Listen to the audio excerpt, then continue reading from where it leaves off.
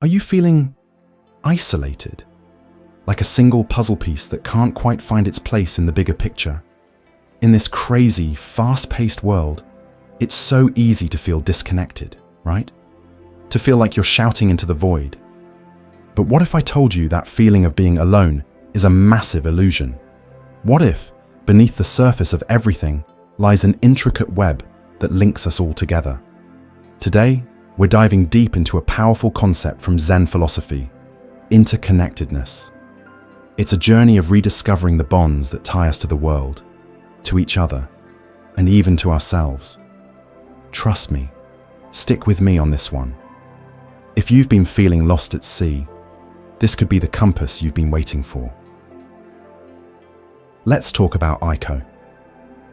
Imagine a beautiful, tranquil Japanese garden. Meticulously raked gravel, carefully placed stones, the gentle splash of a fountain. Aiko lives there. On the surface, its serenity defined. But beneath that surface, a profound loneliness lives. Since her husband Kenji passed away and her kids left to forge their own paths, she's felt like a lone leaf, ripped from the branch and tumbling through the wind. Her days are filled with routine, tending to the garden she once shared with Kenji. Now it's tinged with sadness. She observes life swirling around her, but feels utterly removed. The vibrant colors of her roses seem to taunt her quiet existence. The cheerful chirping of birds just emphasizes the echoing silence in her home. It's not that she doesn't have love or memories. On the contrary, her heart overflows with them. She loses herself in old photographs, each one a stark reminder of the connections that defined her. But the more she looks back, the sharper her current isolation feels. She makes polite small talk with neighbors, but the conversations feel shallow, lacking the deep understanding she shared with her family. It's like being stuck on an island, watching ships sail by, knowing they're there but unable to close the distance. Sound familiar? This isn't just Aiko's story, it's our story. In a world that celebrates independence and self-reliance, feeling disconnected is almost an epidemic. We build these walls, physical, emotional, mental, and then wonder why we're all alone. Aiko, bless her heart, is caught in that very trap, her grief amplifying her sense of separation. Intellectually, she knows she's part of the world, but her heart screams otherwise. She doesn't need another polite conversation. She needs a fundamental shift in perspective. Zen Buddhism teaches that this feeling of separation is the root of all suffering. We cling to the illusion of being a distinct self, separate from everything else, drawing lines where they just don't exist. Buddha taught us that our perception creates our reality, and if that perception is clouded by the belief in inherent separation, then isolation and unease become inevitable. This is Aiko's situation in a nutshell. She's focused on what she's lost, on the perceived emptiness, reinforcing that feeling of being utterly alone. But here's where things get interesting. Ancient wisdom, especially Zen, reveals a different truth. Everything is interconnected, interdependent, part of one seamless whole. Aiko's struggle isn't some bizarre anomaly, but a manifestation of a common human misperception. And the first step to breaking free is dismantling that illusion itself. Picture this. One crisp autumn afternoon, Aiko is sweeping fallen leaves from her garden path. A particular leaf catches her eye, a vibrant crimson, its edges just beginning to curl. As she holds it, a memory surfaces. Kenji, her beloved husband, used to say, "Look closely, Aiko. Even this single leaf isn't alone. It's connected to the tree, to the soil that nourishes it, to the sun that gives it life, to the rain that sustains it. It's part of something so much bigger." Back then, it was just a simple observation of nature. But now, in her solitude, those words hit with profound force. For the first time, Aiko truly sees the leaf not as a detached, dead thing, but as inextricably linked to the life of the maple tree. She traces those intricate veins, imagining the flow of nutrients that connected it to the roots, the trunk reaching for the sky, and the other leaves still clinging to their branches. And in that moment, something subtle begins to shift within her. The feeling of being utterly severed starts to soften, replaced by a faint whisper of connection. This is the first whisper of Zen's transformative power. We can't truly understand our place in the universe until we realize we were never separate to begin with. A few days later, she notices a tiny ant crawling across the vibrant crimson of that fallen leaf. The ant, seemingly insignificant, is interacting with the leaf, using it as a bridge, maybe an obstacle. And as Aiko watches this tiny drama unfold, a realization hits her like a ton of bricks. Even detached from the tree, the leaf isn't isolated. It's become part of the ant's world, an element in its immediate environment. This seemingly small observation sparks a major shift in Aiko's perception. She starts thinking about how even seemingly disparate things are constantly interacting and influencing each other. The boundary between the leaf and the ant wasn't absolute. For that one moment, they were connected in a shared experience. This observation echoes a core principle of Zen: the impermanence and interconnectedness of all things. Nothing exists in a vacuum. Everything is in a constant state of flux and relationship. Just as the leaf provided a path for the ant became part of the leaf's temporary story. Aiko starts extending this idea to her own life.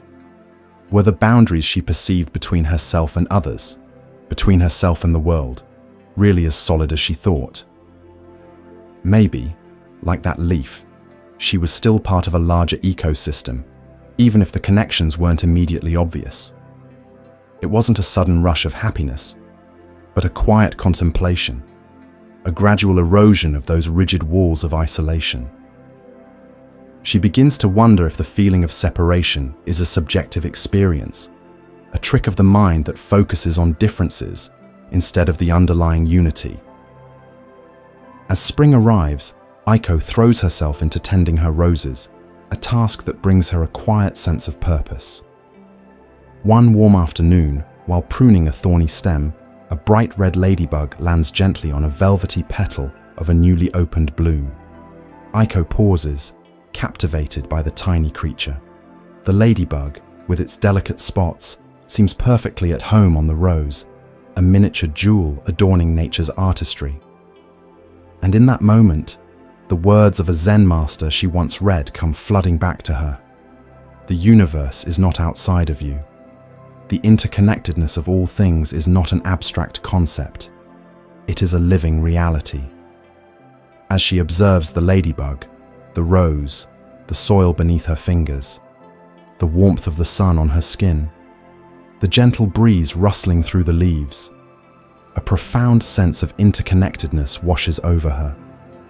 She understands, not just intellectually, but viscerally, that she's part of this intricate web of life, no more and no less significant than the ladybug or the rose. That early whisper of connection she felt with the fallen leaf blossoms into a comprehensive understanding. The ladybug depends on the rose for shelter, the rose depends on the soil and sunlight, and Aiko, the caretaker, is also part of this delicate balance. The feeling of being a solitary entity starts to dissolve, replaced by a sense of belonging to something vast and beautiful. She sees herself not as a detached observer, but as an active participant in the ongoing dance of existence. Her grief hasn't disappeared, but it's now accompanied by a sense of being held within a larger embrace. The emptiness feels less like a void and more like a space within a greater wholeness. It's a key insight in Zen. Recognizing that you are not separate from the universe, but an integral part of it, can profoundly alleviate feelings of isolation and suffering. But even with this growing connection to the natural world, Aiko still feels pangs of loneliness when she thinks of her family. One evening, while reflecting on these feelings, she remembers another teaching from Zen philosophy. Suffering arises from attachment to the illusion of a permanent, separate self. And it hits her. Is her loneliness not a form of attachment to the way things used to be, to the constant presence of her husband and children? Is she clinging to the idea of a separate Aiko who is somehow incomplete without them? This leads her to a crucial realization. It is important to realize that suffering is something you create yourself, that your own mind and heart create it. It is important to realize that you yourself are creating it. Aiko understands that her loneliness, her self-imposed isolation, isn't an inherent condition, but a perception created by her own mind. Her mind is clinging to the past and resisting the present reality. This is a profound and empowering realization. If her suffering is self-created, then she also has the power to uncreate it. This doesn't mean denying her grief or her longing for her family, but shifting her perspective, recognizing that even in their absence, she's still connected to them through love and memory, and more importantly, connected to that vast, interconnected web of existence. The feeling of being a separate, isolated entity is an illusion, a construct of her own mind. Boom. With this deeper understanding, Aiko's actions start to reflect her changing inner landscape. Instead of retreating further into solitude, she feels a gentle pull towards connection. Remembering the joy she once found in sharing her garden, she decides to join a local gardening club. Initially, she feels apprehensive, but the memory of the interconnectedness she witnessed in her garden gives her courage. At the club meetings, she discovers a community of like-minded people who share her passion for nurturing life. She shares her knowledge of roses, learns new gardening techniques, and for the first time in a long time, she feels a sense of camaraderie and shared purpose.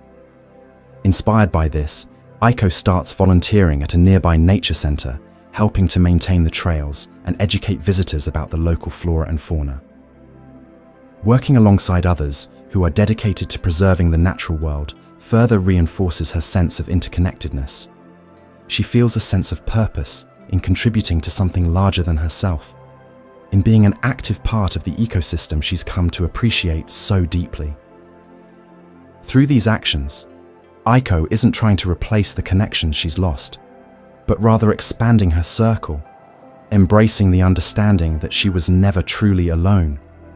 The feeling of loneliness doesn't vanish completely, but it no longer holds the same power over her.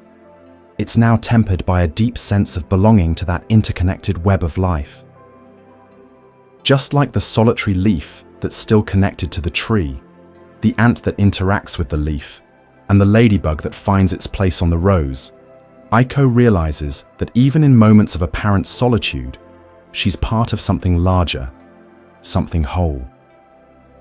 Her journey wasn't about finding external connections to fill a void, but about recognizing the inherent interconnectedness that had always been there, obscured only by the illusion of separation. Zen teaches us that by seeing beyond this illusion, we can find a profound sense of peace, belonging, and purpose in the intricate tapestry of existence. Now, let's get real for a second. Where do you find yourself right now? Ever feel like that lone leaf, tumbling through the air, cut off from everything that matters?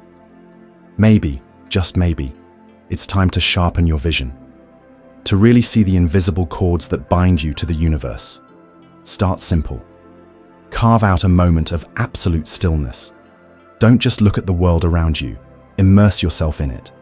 Not as a spectator, but as a vital organ within a living, breathing body. Acknowledge that each breath, each fleeting encounter, is a shimmering strand in the cosmic web that holds us all. If this resonated with you, if Aiko's journey offered a glimpse of a more connected way of being, then I invite you to join our growing community here at the Moon Mind Temple. Subscribe for more insights into the wisdom of Zen and practical ways to cultivate inner peace and connection in your own life. And be sure to share your thoughts in the comments below. What are your experiences with feeling connected or disconnected? Let's learn and grow together on this path of recognizing the profound interconnectedness of everything.